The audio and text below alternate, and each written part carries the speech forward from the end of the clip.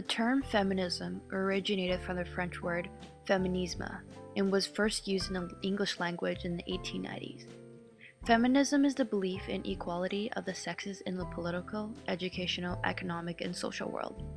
Feminism can be broken down into first wave, second wave, and third wave, which deals with the different aspects of the feminist issues. Before feminism existed, the Peasants' Rebellion of 1381 was one of the revolts women had the strongest desire to rebel in due to the harsh poll tax the government had demanded. They wanted to participate as equals and were just as violent, if not more, as the men who participated in the revolt. The next major break was during the Age of Enlightenment in the 18th century, which promoted several philosophical writings, including one of the most notable writers of the time, Mary Wollstonecraft, who wrote a book called A Vindication of the Rights of Woman and laid the foundation for feminist thought. In the 19th century, the Victorian image of the ideal woman, also known as the feminine ideal, became popular among women. Feminists recognized the injustices and pressure they face. Afraid to speak out, women such as Jane Austen and Charlotte Bronte showed their frustration by critiquing the political and social order. And by the end of the 19th century, more voices began to emerge and ultimately calling a movement for women's rights. These movements were organized by the famous national figures Florence Nightingale, who believed women had all the potential of man but none of the opportunities, and Frances Powercope, who believed in education for women. Educational reforms for women began to improve after persuading the universities to allow women to prove their ability to become successfully educated. First wave of feminism began in the 19th and early 20th centuries in the United Kingdom and the United States. It focused on legal rights such as property and ownership of married women. By the end of the 19th century, political powers for and women's suffrage were on the way up the ladder. The French Revolution helped spark the movement. Women led the March on Versailles in 1789, which resulted in the founding of the Society of Revolutionary Republican Women in 1793. Second wave feminism began in the early 1960s. For the movement, cultural and political inequalities were tightly linked to each other.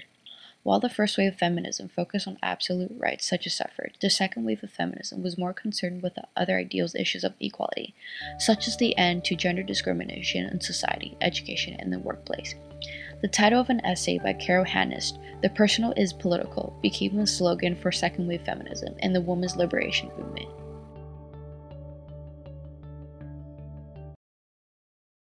As feminist writing increased, views on sexual harassment, pornography, and prostitution changed.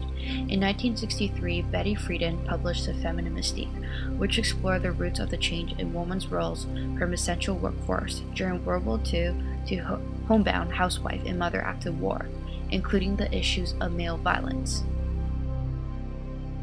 The third wave of feminism began in the early 1990s.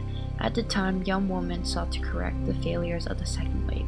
Third wave feminists seek to challenge or avoid what it considered the second wave's definition of femininity, which had too much emphasis on upper middle class white women. Furthermore, the increasing acceptance of lesbians within the feminist movement concerned society, as many lesbians felt that they should be central to the movement, representing a fundamental threat to male supremacy.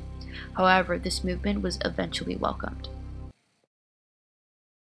One of the main fields of interest to these feminists was in gaining the right to contraception and birth control, also known as reproductive rights, which were almost restricted until the 1960s.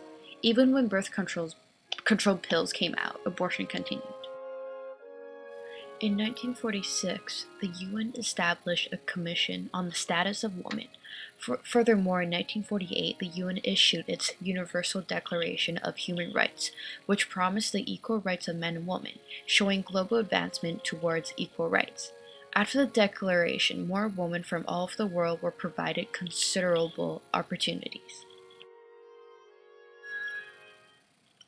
The feminist movements worldwide have resulted in social changes, leaving women with many free opportunities and legal rights in most places, such as equal access to education, job opportunities, free contraception, and the right to abortion.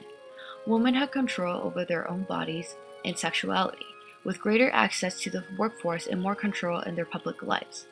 Technology such as TV and media acted as a global network that spread the feminist ideology. Successful women such as Hillary Clinton, who is a powerful woman in Congress, contributed to the success of the United States, and the famous Oprah Winfrey, who used social media to send out influential messages globally. Therefore, both women revolutionized society. One of the biggest legacies is the increasing of gender equality and having a choice to ensure women can have and live the good life. However, to this day, abortion remains controversial in many parts of the world. While the workplace is more openly accepting of women, continuity still exists as women are yet to achieve total equality.